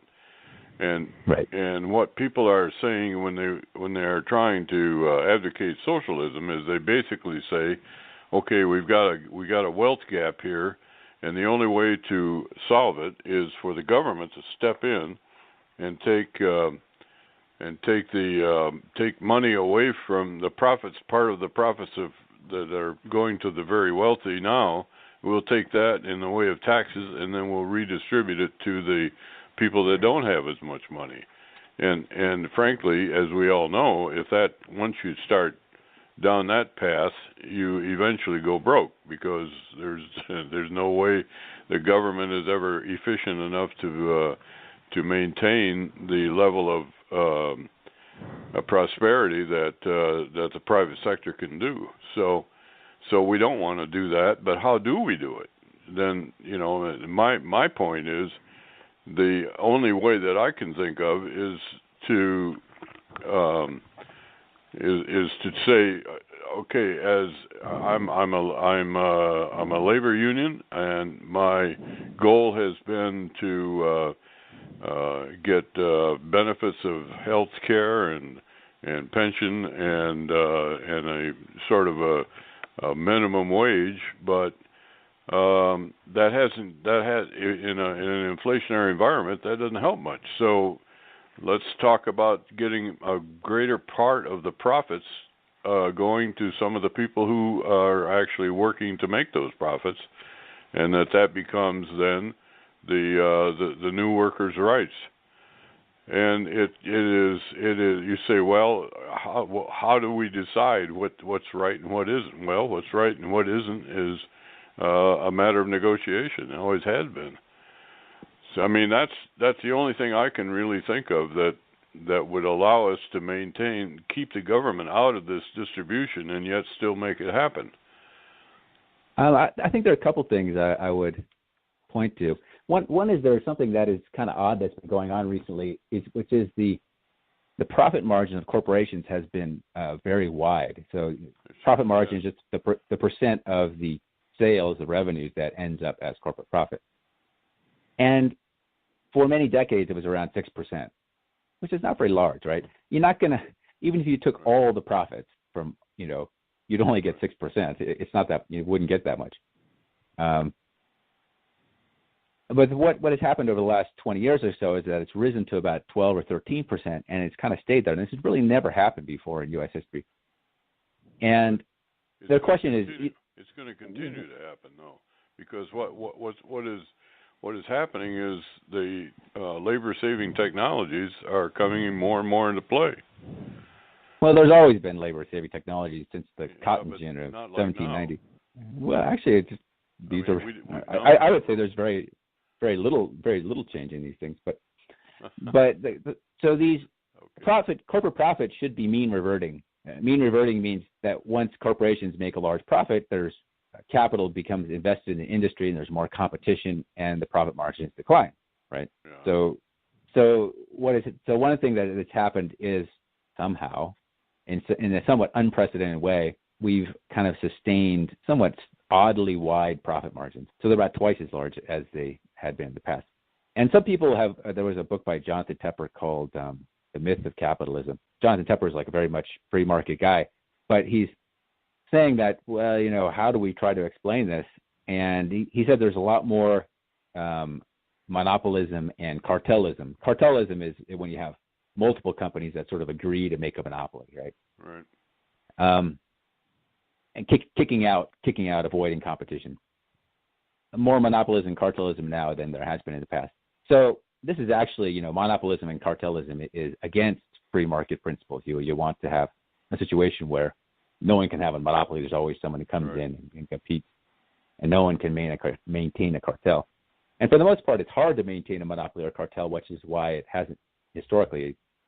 It's unusual, but there might, I haven't done a lot of research into this, but it is an odd situation which might just solve itself for whatever, competition and margins go down, or maybe we'll need some regulatory adjustments to, prevent cartelism or whatever. So that's one thing that's going on. But the other thing I would say is that you're not really going to get very far trying to redistribute things one way or the other. It's just, for one thing, if you look at we've experimented with 100 years of trying to redistribute through taxes, and it's been a complete failure. It's never happened, right? As you kind of understand, and I go through a lot of the details in my book. You want to see what things were really like when we had 70 or 90% income tax rates. They actually generated zero revenue, effectively. So you weren't the wealthy, the upper incomes actually paid more money as a percentage of the total income tax revenue at a 28% income tax rate in the late 80s than they did with a 90% tax rate in the 50s. So if you want to tax the rich, 28% is much more effective than 90%. So obviously you now don't have any revenue, but you can't redistribute anything because there's nothing to redistribute, right? So the idea is a loser in every possible way. And that's why Democrats supported lower taxes all the way through the 60s, 70s, and 80s. Well, not the 60s. I mean, once you got they did, Lyndon Johnson. Well, Well, yeah, Lyndon Johnson wasn't so hot, but the top income tax rate in the 50s was 91%, and Eisenhower was president for 8 of those years. Did nothing. Yeah. And then who followed Eisenhower? It was Kennedy in 1960, yeah. And Kennedy was the one who reduced the top income tax rate from 91% to 70%. Right. And his tax reform was passed after his death by Johnson.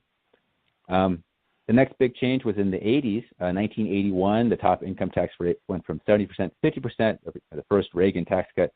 Actually, a majority of Democrats voted for it. So, and then in 1980, it was quite a few Republicans didn't vote for it, and a majority, more than 50% of all Democrats voted for it. And then 1986, the second Reagan tax cut, which brought the top income tax rate to 28%. The actual tax reform bill was submitted by a Democrat, and the bill passed the Senate 97-3. So, there's only 100 people in the Senate. Virtually all of them, virtually all senators, including all the Democrats, voted for the bill to reduce the top income tax rate to 28%. So the entire process from 91% to 28% had majority Democratic support all the way. That's not the case today. But one of the reasons for that is because they live with it. They could see the results. People on the left today, they haven't lived with it. They don't know what the results were. But it didn't work, right? It didn't work for anybody. So that doesn't work. But one of the things I really want to get into is, stop talking about, adjusting the distribution of the pie, and start talking about growing the pie, because the degree to which. How can you grow the pie when you're disenfranchising half of the people? Well, that's the basic theme of the book. The way you get dramatic economic growth is you have to start with low taxes and stable money. Right. And I don't think people don't really realize, like, what enormous turnarounds can take place when people do this. One interesting example recently was Ireland. So in 1986, Ireland, for the previous 200 years, had been one of the poorest countries in Europe. And the per capita GDP was less than half of Germany. Well, and what they did, thought, and right. We're going to take a quick break. This is the Dr. Larry Show on the Bachelor Pad Radio Network. You're listening to the Dr. Larry Show on the Bachelor Pad Network, and our guest is Nathan Lewis, who is one of the experts on the gold standard monetary system, and we're in the middle of trying to figure out how we can sustain growth in the American economy by doing something anyway differently than what we're doing now. And Nathan, go ahead and pick up your thought. Sure. Well, I was talking about Ireland as a recent example of a country that had this tremendous turnaround when they lowered taxes. Their currency was already pretty stable because it's basically part of the Eurozone. So in 1986, they began to lower taxes, and they lowered them a lot. They actually took, I think, around 10. They reduced the tax revenue GDP ratio by about 10 percentage points, which is from like 39% to 29%.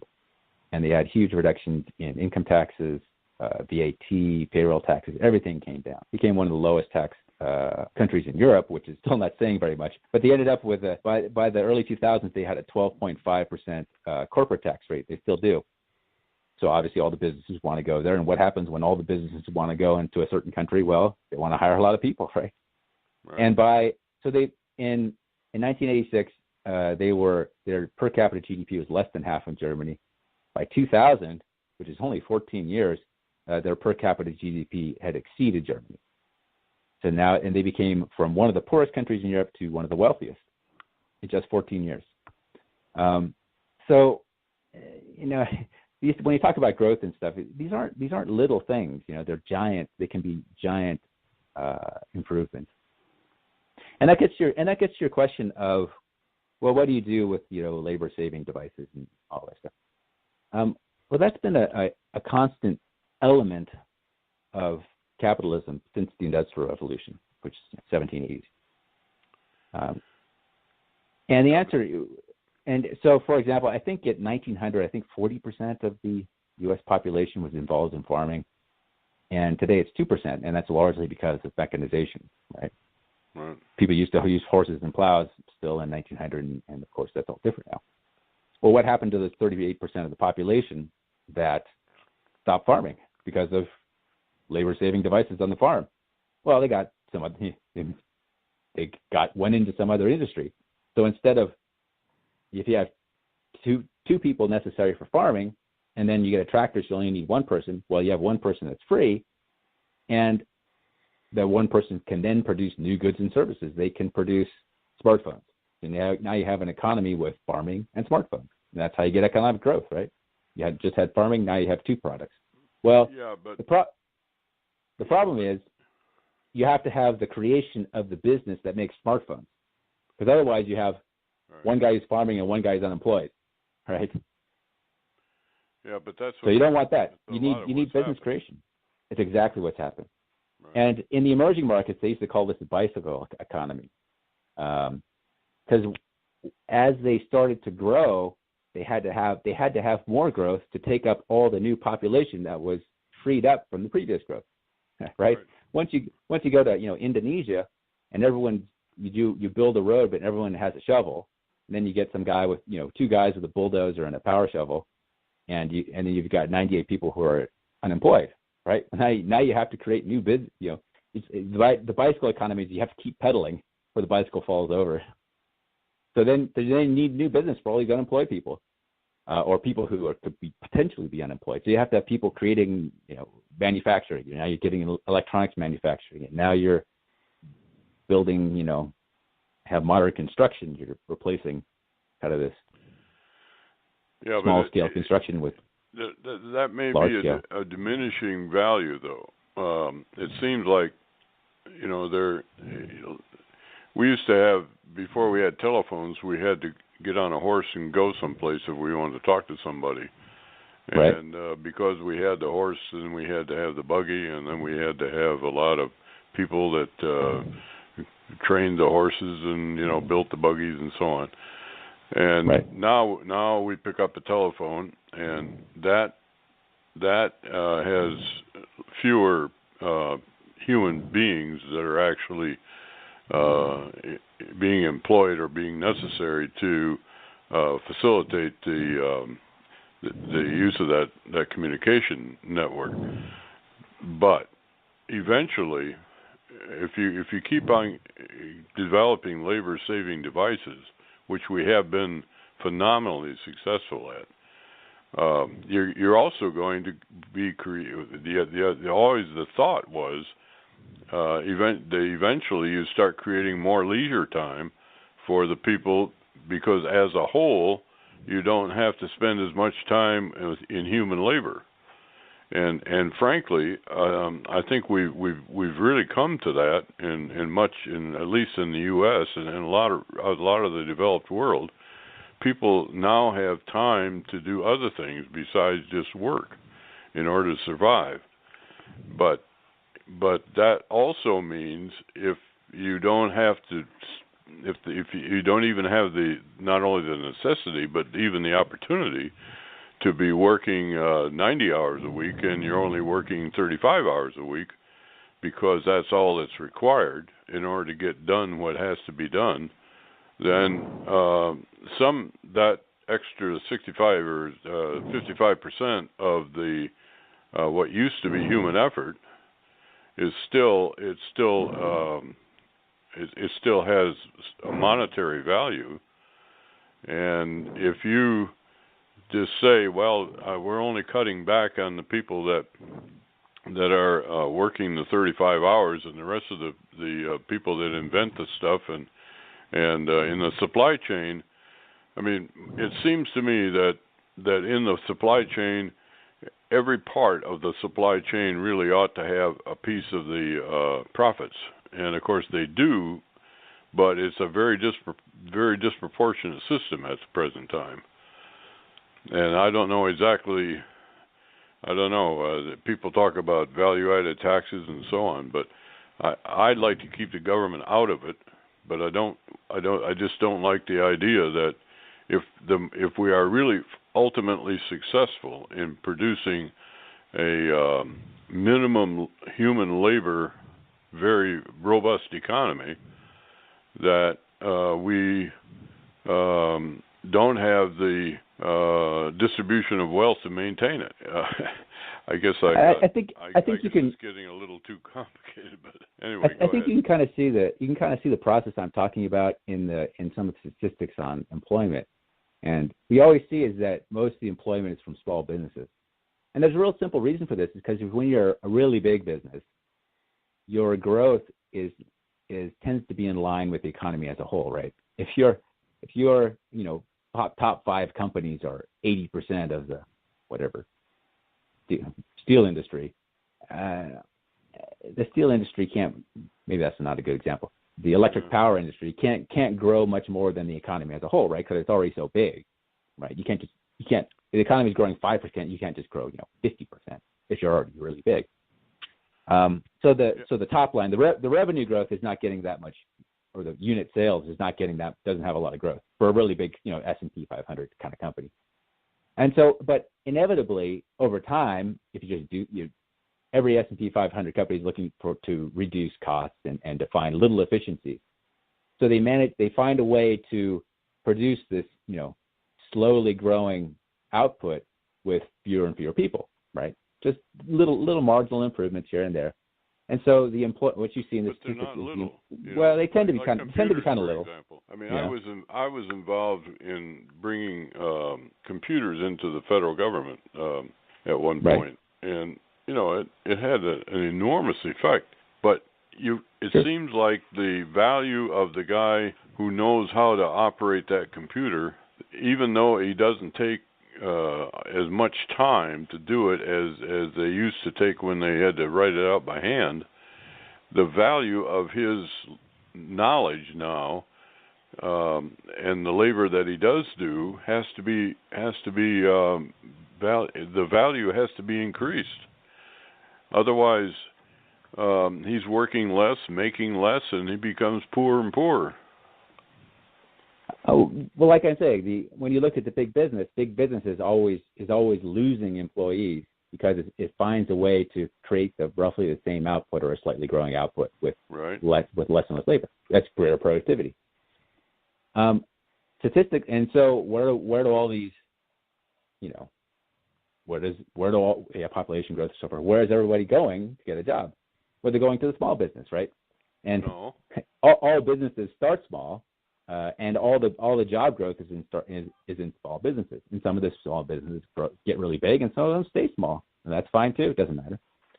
So I think there's too much focus. The question of what do you do with the gradually increasing productivity of the big companies is essentially start more companies. And whenever a company starts, it's inevitably small when you start, and so that's why you see all the improvement is in the small business growth. And so basically, the question of what do you do with all the excess, the excess people, so to speak, is you have to have an environment where it's easy to start and grow businesses. You've got to have a business-friendly environment. Yeah, I know, but you're assuming that there's always that you're going to continue to do it just as much work, human work, in order to make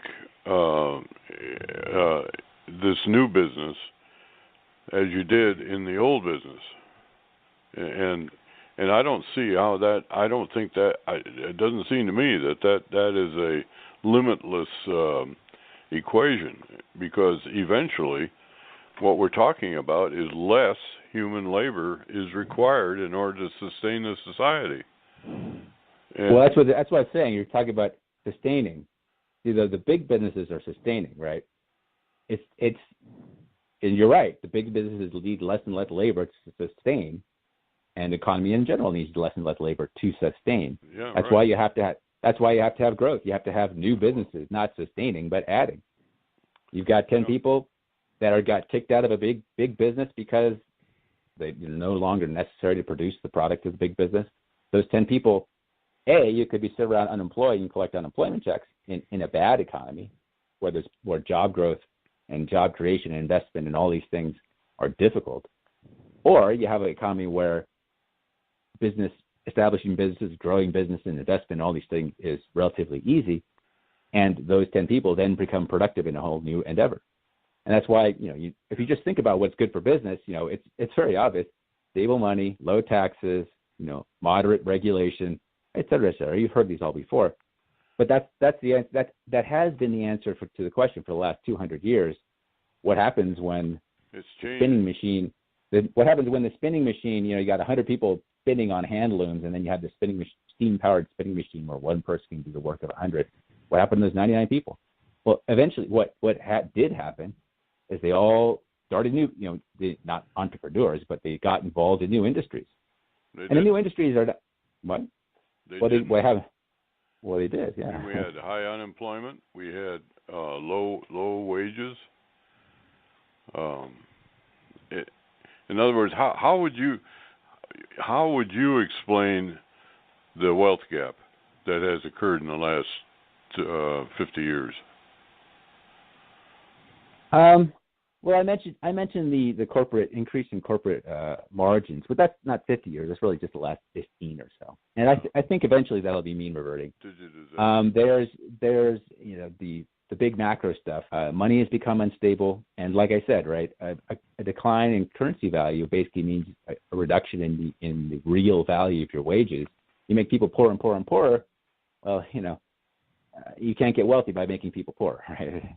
Easy.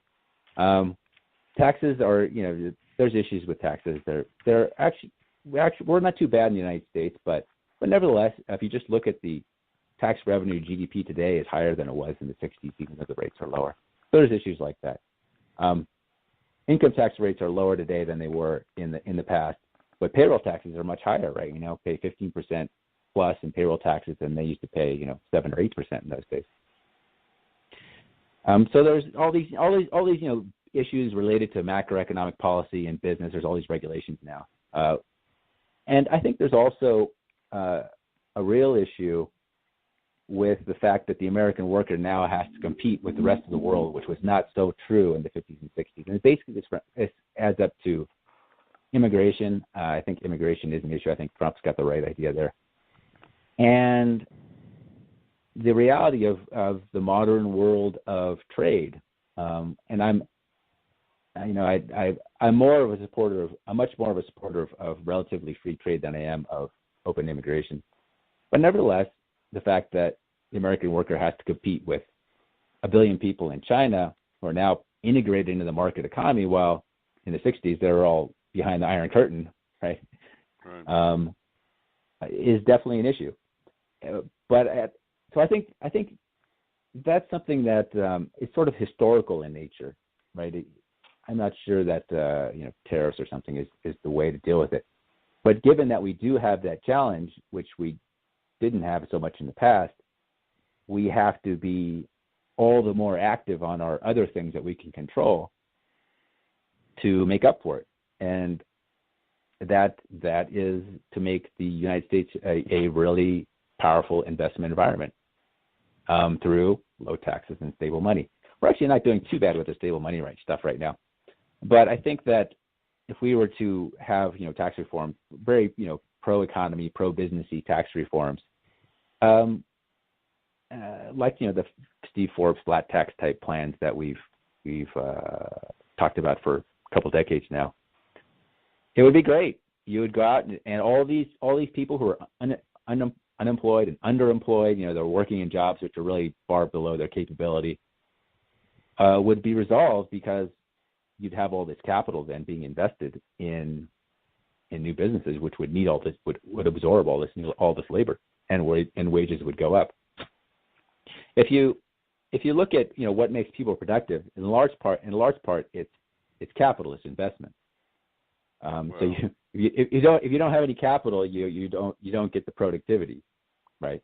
And in the old days, this was kind of like the shovel versus bulldozer kind of comparison, and those are still valid. But today it looks a little different than it used to. The capital is investment in education, but you can invest in education, but if you don't have a job that goes on that makes use of these skills, then it's wasted, right? Wasted capital.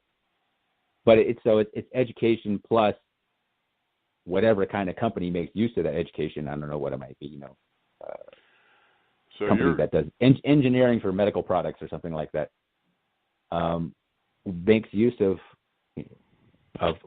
the potential of the American people. So it sounds to me like you're a major advocate of what I call the Shark Tank approach to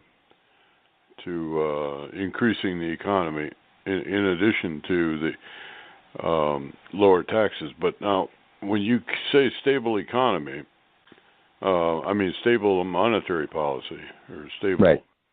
Money. How do we get there? I mean, it's. I think it's. Do you think we could ever get back to the gold standard?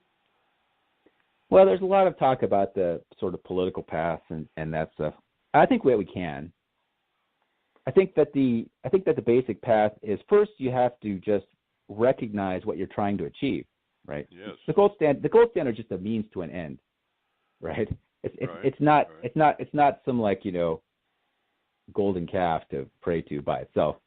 It's a tool that you use to achieve a certain goal, and the goal is stable money.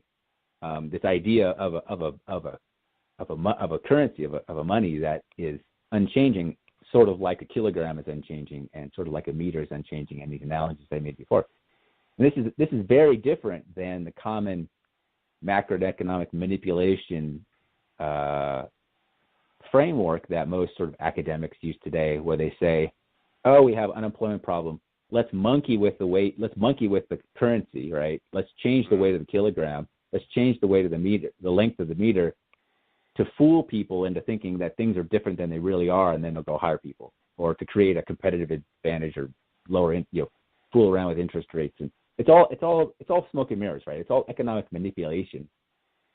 And the central banks don't create anything, right? They don't produce any goods and services. But all this manipulation, the actual way it works is by creating this distorted environment in which people do things, act in certain ways that they wouldn't if there were no smoke and mirrors. Isn't that what it is? Right? So you're intentionally confusing people, intentionally distorting the environment to supposedly, solve this problem or another, and it doesn't work very well. So we have to get back, and I mean not economic, Bitcoin. not economic specialists, but people like you and your listeners understand that, that doesn't work, right? We need a currency, a monetary framework, which is as close to the stability ideal as possible, and that's what we had in the 50s and 60s. The dollar was worth 1/35 of an ounce of gold. That's what we used for nearly 200 years, or 180 years, up until before 1970. You know what? We became the wealthiest, most successful country in the world, right? Didn't work. And it's interesting. There were some discussions in the 1890s about devaluing the currency. There's actually the Democrats. This is the cross of gold and all that stuff. Talked about devaluing the currency by 50% in the 1890s. And there was a guy, Andrew Carnegie, now known for being a very wealthy steel business owner. Steel. Yeah. U.S. Steel. He wrote some interesting articles about that. And what he said was